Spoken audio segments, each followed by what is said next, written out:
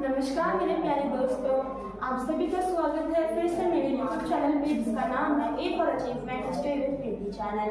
और आज हम करेंगे क्लास 11th का चैप्टर जिसका नाम क्या है, मूल निवासी का विस्थापन। बहुत इजी चैप्टर है। तो सबसे पहले तो ये समझते हैं कि हम इस चैप्टर में आज क्या क्या पढ़ेंगे। तो इस चैप्टर में हम पढ़ने वाले हैं दो देशों की कहानी। उन दो देशों का नाम यहाँ पे है अमेरिका और ऑस्ट्रेलिया, जो कि आज के जमाने में बहुत ज्यादा विकसित देश के रूप में हमें प्राप्त होते हैं। तो चलिए इनके बारे में आज हम जानकारी इकट्ठा करते हैं और इसको पढ़ते हैं। तो सबसे पहले तो हमें क्या करना है, सबसे पहले जो टॉपिक है ना, जो टाइटल होता है हमेशा चैप्टर का, हमें हमेशा उससे शुरू करना है कि यहाँ इस टाइटल को हमने समझ लिया तो हमने 50% अपना चैप्टर है वो कंप्लीट कर दिया। तो चलिए पहले इस टाइटल को समझते हैं। नाम क्या है, मूल निवासी का विस्थापन। तो हमें यहाँ पे क्या जानना है कि भाई मूल निवासी क्या होते हैं और जो विस्थापन है ये क्या होता है। मूल निवासी का मतलब है कि एक ही प्लेस पर जो लोग हैं वो वहां पे कई सालों तक रहते आ रहे हैं, कैसे, पीढ़ी दर पीढ़ी। ठीक है, तो हम इन्हीं को क्या कहते हैं, मूल निवासी। अब आता है विस्थापन। 10th क्लास की साइंस में आपने डिस्प्लेसमेंट पढ़ा होगा, मतलब कि विस्थापन, एक जगह से दूसरी जगह पर जाना ही हमारा क्या होगा, विस्थापन होगा। तो इस चैप्टर का जो मूल जो अर्थ है ये हमारे पास ये निकल के आ रहा है कि किसी देश के अपने ही लोगों को उनका विस्थापन किया गया है, उनको उनके ही देश में एक अजनबी की तरह रहने के लिए मजबूर किया गया है, या फिर उन्हें उस देश से निकालने की बात की गई है। तो यही हम आज इस चैप्टर में पढ़ने वाले हैं और दो देशों की कहानियों के द्वारा आज हम इसे समझेंगे। तो सबसे पहले तो आते हैं अपने पास नॉर्थ अमेरिका, मतलब कि उत्तरी अमेरिका। अगर हम किसी भी देश की बात कर रहे हैं तो हमें यहाँ पे सबसे पहले क्या जानना है कि वहाँ का जो जियोग्राफिकल जो सिस्टम है, मतलब कि वहाँ की जो भौगोलिक जो स्थिति है वो कैसी है। तो देखिए ये जो है कर्क रेखा से प्रशांत महासागर तक फैला था। कमेंट में लिखिए कि जो प्रशांत महासागर की विशेषता क्या है। नेक्स्ट क्या है, पश्चिम। देखो पश्चिम में यहाँ पे क्या है, अरिज़ोना नेवेडा भूमि मिलती है। सेकंड, पूर्व में यहाँ पे भी मैदान मिलेंगे, झीलें मिलेंगी। और ओहियो क्या है, ओहियो जो है वो घाटी का नाम है। और इसी के साथ हमें यहाँ पे जो खनिज संसाधन मिलेंगे। इतना ही था इसके ज्योग्राफिकल सिस्टम में। अब अगर हमें यहाँ पे थोड़ा सा अगर और आगे जाएंगे तो ये पाएंगे कि यहाँ पे 11,000 साल पहले मानवकृति नोक मिली। मानवकृति नोक का मतलब मानव द्वारा बनाया गया तीर हमें अभी 11,000 साल पहले मिला। ठीक है, फिर 3,000 साल पहले यहाँ पे जो बांशीले है वो आए और 5,000 साल पहले वहां की जो जलवायु है वो बेहतर हो गई। मतलब 11,000 साल पहले हमें क्या मिला, यहाँ पे नोक मिली। 5,000 साल पहले हमारी जलवायु को अच्छे से हो गई, क्योंकि पहले हमारी जलवायु अच्छी नहीं थी। धीरे धीरे सारी जलवायु में क्या आया, सुधार आया। और फिर 3,000 साल पहले कहीं जाके जो लोग हैं वो यहाँ पे बसे। क्या आपको पता है कि जो अमेरिका है उसमें आप हमेशा दो तरह के लोगों को देखेंगे, गोरे और काले। आपके माइंड में हमेशा ये आया होगा कि वहाँ के जो मूल निवासी है वो कौन है, गोरे लोग। लेकिन नहीं, ये गलत है, क्योंकि वहाँ के जो मूल निवासी है वो असल में काले लोग हैं। अब हम जानते हैं और इस देश के बारे में, तो मैं पहले इसको रख कर देती हूँ। अब हमें यहाँ पे क्या देखना है कि जो अमेरिका के जो लोग हैं उनका जीवन कैसा था और बाद में उनका जीवन कैसा हो गया। तो चलिए इसको हम से देखते हैं। तो अगर हम बात करेंगे, देखो जो अमेरिका था पूरी की पूरी दुनिया से अलग थलग डला हुआ था, किसी को इसके बारे में कुछ पता ही नहीं था। लेकिन जब यहाँ पे यूरोप के लोग आए तब हमें पता चला कि हाँ यहाँ पे क्या क्या चीजें मिलती है। ठीक है, तो सबसे पहले हम क्या जाने कि वहां पे जो लोग थे वो किस तरीके से रहते थे। तो भाई आम साहब एक बात है कि अगर हमें अपना विकास जो है, आपने देखा भी होगा, पढ़ा भी होगा, पहले के जो लोग थे वो नदी के पास रहते थे ताकि उन्हें वहां से जो जल संसाधन है वो इजीली मिल सके, क्योंकि पानी का तो बहुत कम होता है, इसलिए लोग कहाँ पे रहते थे, नदी के पास। यहाँ पे बाइसन नामक भैंस मिलती थी जो कि जंगली भैंस थी, और यहाँ के लोग इसी जंगली भैंस का क्या करते थे, शिकार। उसके बाद मछली, मांस, मकई, ये क्या है, तीनों की तीनों खाने की चीज, और ये लोग इन तीनों को खाते थे, इनका मेन खाना था। ठीक है, शिकार और कृषि दो वर्ड आए, कौन से, शिकार और कृषि को ये लोग ज्यादा नहीं करते थे, क्योंकि इन्हें कुछ पता नहीं था कि भाई व्यापार क्या होता है और आधुनिक दुनिया में क्या चल रहा है। ठीक है, तो ये लोग जो शिकार और जो कृषि थे केवल अपनी आवश्यकता के अनुसार ही करते थे, जितनी जरूरत उतना शिकार उतनी कृषि। अब हम यहाँ पे आगे आएंगे तो क्या देखेंगे कि यहाँ पे जमीन को लेकर कोई मुद्दा नहीं था, मतलब कि यहाँ पे जमीन को लेकर किसी प्रकार की लड़ाई नहीं चलती थी। यहाँ पे कई प्रकार की भाषाएं बोली जाती थी और प्रकृति प्रेमी थे। आपने देखा होगा कि भाई जो आदिवासी है वो क्या करते हैं, वो पेड़ों की पूजा करते हैं, क्योंकि वो शुरुआत से जंगलों में ही रहते आए हैं, और ये भी बिल्कुल ऐसे ही थे। अब हमें यहाँ पे क्या देखना है कि 17वीं सदी में, कहानी कब की, 17वीं सदी में, जब यूरोप के लोग 2 महीनों का कठिन यात्रा करके आए कहाँ पर, उत्तरी अमेरिका में, और इन्होंने यहाँ से व्यापार करना स्टार्ट करा। ठीक है, अब लोग व्यापार किस चीज का करते थे, ये जो लोग थे यूरोप वाले, ये नहीं क्या देते थे, बंदूक देते थे और शराब, और इन लोगों ने शराब क्यों दी, ताकि धीरे धीरे करके इन्हें शराब की लत लगे और ये लोग काम वाम करना सब कुछ बंद कर दो और इन्हीं की बात माने, क्योंकि आपको तो पता ही होगा कि जो शराब है कितनी बुरी आदत होती है, और इसके बदले ये लोग इससे क्या लेते थे, खाल। अब यहाँ पे देखिए कि जो स्पेन जो देश था, स्पेन देश उत्तरी अमेरिका में क्यों आया, ये यहाँ पे खाल वगैरह नहीं लेने आया था, ये यहाँ पे खनिज लेने आया था। कौन सा खनिज, सोना। एमसीक्यू क्वेश्चन में आपसे पूछ सकते हैं। अब हमें यहाँ पे क्या पढ़ना है कि पारस्परिक धारणा, ये हमारा नेक्स्ट टॉपिक है, जिसमें हम यहाँ पे सबसे पहले पढ़ेंगे कि यूरोप के जो लोग हैं ये सभ्य किन लोगों को मानते थे। तो देखिए उनके लिए ऐसे लोग सभ्य होते थे जो कि संघ के धर्म में रहते थे, जो पढ़े लिखे थे, जिनको हिंदी जिसको इंग्लिश लिखना आती थी, पढ़ना आती थी, और जो शहरों में रहते थे। ठीक है, ऐसे लोगों को क्या माना जाता था, सभ्य। लेकिन क्या हुआ अभी यहाँ पे जो अमेरिका के जो लोग हैं उनको ये सारी चीजें नहीं आती थी, जिस कारण उनको क्या माना गया, असभ्य।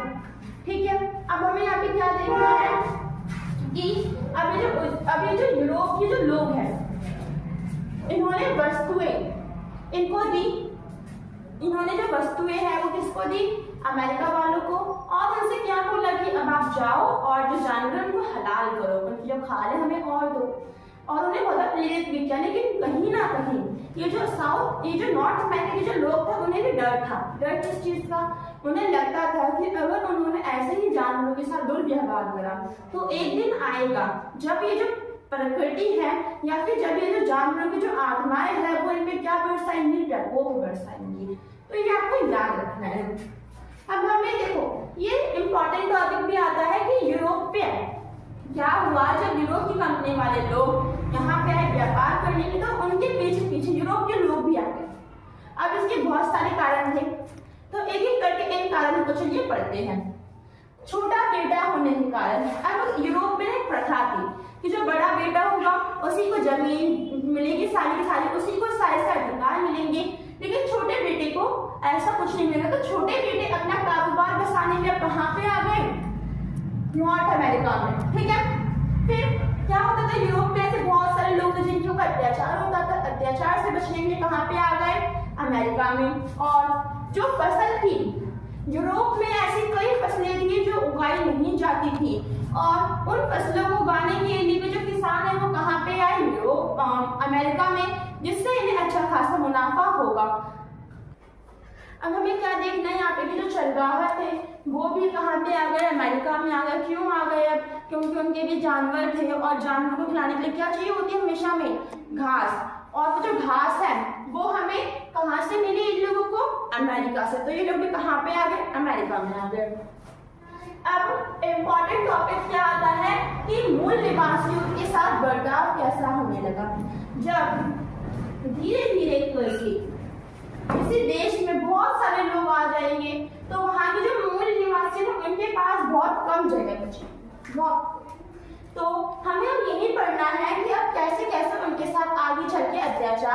हुआ।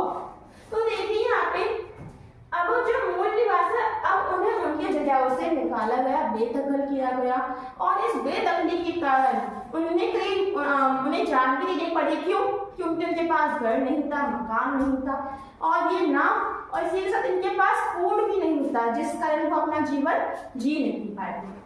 और क्या हुआ यहाँ पर, कई जो मूल निवासी थे उनको क्या बनाया गया, दास बनाया गया।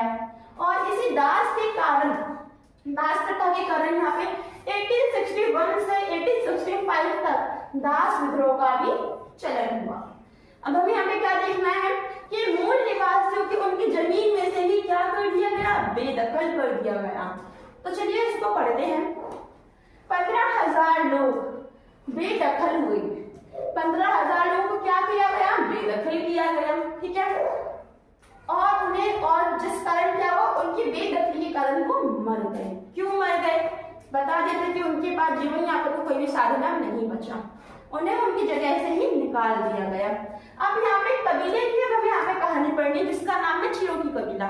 चिरोकी कबीले के लोगों को लगता था कि अगर उन्होंने इंग्लिश सीखी तो इस इंग्लिश सीखने के कारण क्या होगा कि अब उन्हें अधिकार मिलेंगे, उन्हें उनकी जमीन में से नहीं निकाला जाएगा।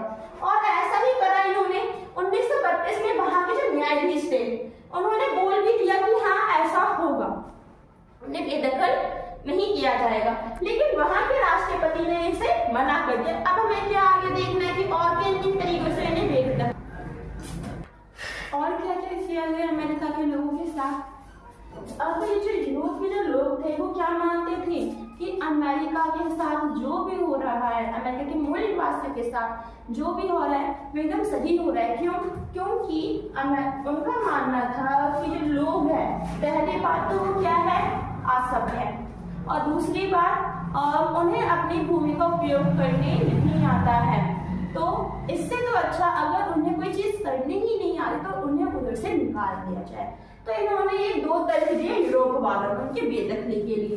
अब क्या हुआ कि अमेरिका के जो लोग हैं, ठीक है, इन्होंने, अब ये ऐसे नहीं कि भी शांत बैठे रहेंगे, इन्होंने भी विद्रोह करा, लेकिन उन विद्रोह को दबाया गया। अगला, इन्हें रिजर्वेशन जगह तक सीमित कर दिया गया। अगर हम बात करें कि रिजर्वेशन होता क्या है, तो ये छोटी सी जगह होती है जिसमें इन लोगों को रहने के लिए दिया जाता है। और कहीं अगर कभी कभी वहां पे खनिज मिल गए तो उन्हें उस जगह से भी बेदखल कर दिया जाता है। अब क्या हुआ, यहाँ पे एक बोला गया है कि आदिम जानवरों के साथ आदिम लोग भी गायब हो गए। मतलब कि जैसे जैसे बाइसन भैंस गायब हो गई, पुराने जो जानवर को भी गायब होते गए, वैसे ही जो मूल निवासी है वो भी गायब हो रहे हैं। अब हमें यहाँ पे अगला क्या पढ़ना है, बहुत इंपॉर्टेंट टॉपिक है जिसका नाम क्या है, गोल्ड रश। ठीक है, गोल्ड रश, गोल्ड मतलब कि सोना। अब देखिए क्या हुआ कि कैलिफोर्निया नामक जगह में 1840 में सोने के कुछ चिन्ह मिले, इन्हें कौन कहते हैं, गोल्ड रश। और इन चिन्हों ने, इस गोल्ड रश ने उनकी जिंदगी संवार दी। और हम इसमें एक मुख्य कारण भी बता सकते हैं कि आज ये जो देश है, आज इसने इतना ज्यादा विकास कर लिया है। अब हमें यहाँ पे क्या जानना है, हमें यहाँ पे मुख्यतः जानना है कि जो गोल्ड रश है क्या है और इसके फीचर्स या फिर इसके जो फायदे हैं वो हमें क्या क्या हुए। तो चलिए अब हम बढ़ते हैं अपने अगले कदम के ऊपर कि गोल्ड रश से क्या क्या फायदे हुए। तो देखिए, रेलवे काम हुआ। 1870 में अमेरिका में रेलवे काम खत्म हो गया। 1885 में कनाडा में रेलवे काम खत्म हो गया। कृषि का विस्तार हुआ, यहाँ पे औद्योगिकरण का विस्तार हुआ, व्यापार तेज हो गया। अच्छा, व्यापार क्यों तेज हुआ, क्योंकि जेलें आ गई और जेलों के माध्यम से जो व्यापार है वो क्या हो गया, तेज हो गया। ठीक है, कृषि विस्तार, वहां का जो अर्थतंत्र है, जो यहाँ की जो इकोनॉमी है वो भी क्या हो गई, मजबूत हो गई है। और यहाँ पे कई प्रकार के कारखाने, मतलब कि फैक्ट्रियां खुलने लगी हैं। कारखाने खुलेंगे तो उतना ही क्या आएगा, आधुनिकीकरण आएगा। और यहाँ पे धन आवश्यकता की जो कमी पड़ रही थी विकास के लिए वो भी पूरी हो गई है। अब हमें यहाँ पे क्या देखना है, संवैधानिक अधिकार। चलिए इसको पढ़ते हैं। 1770 में जो मूल निवासी थे उन्होंने आंदोलन करा और जिसमें उन्होंने कई अधिकार जोड़े। उन अधिकारों के साथ उन्होंने संपत्ति का अधिकार भी जोड़ा, लेकिन यूरोप के लोगों ने इस आंदोलन का दमन करा। उसके बाद लोकतांत्रिक और संवैधानिक ये जो अधिकार थे ना, ये भी मूल निवासियों के लिए नहीं थे, ये केवल गोरे लोगों के लिए थे। मैंने आपको बताया था कि भाई जो अमेरिका है इसके मूल निवासी गोरे लोग नहीं है, जो आज हमें ज्यादा दिखते हैं अमेरिका में। इसके जो मूल निवासी है ये कौन है? काले लोग। अब आता है यहाँ पे जो थॉमस पाइसर जो कि फ्रांस के थे, उन्होंने भी जो मूल निवासी थे उन्होंने उनको समर्थित किया और उन्होंने उनका साथ भी दिया। किसके लिए? आंदोलन में भागीदारी के लिए। अब यहाँ पर हम क्या देखेंगे कि लेवाइनस मैरियम नामक क्या हुआ, उसने 1928 में 1928 में इस लेखक ने दी प्रॉब्लम ऑफ इंडियन एडमिनिस्ट्रेशन जो बुक है वो लिखी थी। ठीक है, अब यहाँ पे क्या हुआ, 1928 में एक लेखक थे जिसका नाम था लेवाइनस मैरियम, इन्होंने एक बुक लिखी जिसका नाम था the problem of Indian administration. अब देखिए यहाँ पे इंडियन का यूज क्यों है, इसके ऊपर हमें थोड़ी सी हिस्ट्री जाननी चाहिए, क्योंकि यहाँ पे देखिए जो इंडियंस थे, जो यूरोप के जो लोग थे वो असल में वो इंडिया को ढूंढने निकले थे। ठीक है, और उन्होंने गलती से किसको ढूंढ लिया? अमेरिका को। उन्हें लगा कि उन्होंने किसकी खोज की है? भारत की, लेकिन ऐसा नहीं था। इसलिए आज भी हम जो अमेरिका के जो लोग होते हैं ना उनको हम रेड इंडियंस बोलते हैं। अब हमें यहाँ पे क्या देखना है कि जो मूल निवासी थे उनको धीरे धीरे करके अधिकार मिल गए। इसके दो कारण थे। पहला कारण उनके द्वारा बहुत सारा आंदोलन किए गए और विद्रोह भी किए गए। सेकंड, अब धीरे धीरे करके जो यूरोप के जो लोग हैं उन्हें भी इन पे क्या आने लगा? तरस आने लगा। तो चलिए जानते हैं हम इन एक्ट्स के बारे में। 1934 में इंडियन रीऑर्गेनाइजेशन एक्ट आया था। इसका मतलब क्या है? इसका मतलब है कि अब अमेरिका के जो मूल निवासी है उनको ऋण देने का अधिकार है। ठीक है, 1954 में declaration of Indian right act आया था। इसमें क्या हुआ कि अब जो अमेरिका के जो लोग हैं ना, अमेरिका के जो मूल निवासी है, अब उन्हें एक अधिकार और मिला जिसमें उनकी जो परंपरा है वो अपने हिसाब से मना सकते हैं। उनकी संस्कृति और परंपरा में कोई बाहर वाला दखलंदाजी नहीं करेगा। 1969 में मूल निवासियों ने अधिकारों के घोषणा पत्र की क्या करी? मांग करी, लेकिन इसे फिर से यूरोप के जो लोग हैं उन्होंने क्या करा? इसका दमन कर दिया। ठीक है, और इनके बहुत सारे संघर्ष के कारण क्या हुआ? 1982 में कहीं जाकर एक समझौता हुआ और इन्हें अधिकारों का घोषणा पत्र भी मिल गया। लेकिन अब यहाँ पे समस्या थी कि जो अमेरिका है वहाँ के जो मूल निवासी थे उनकी संख्या बहुत ही कम बची थी। तो मुझे आशा है कि आपको जो वीडियो अच्छी लगी होगी, लाइक और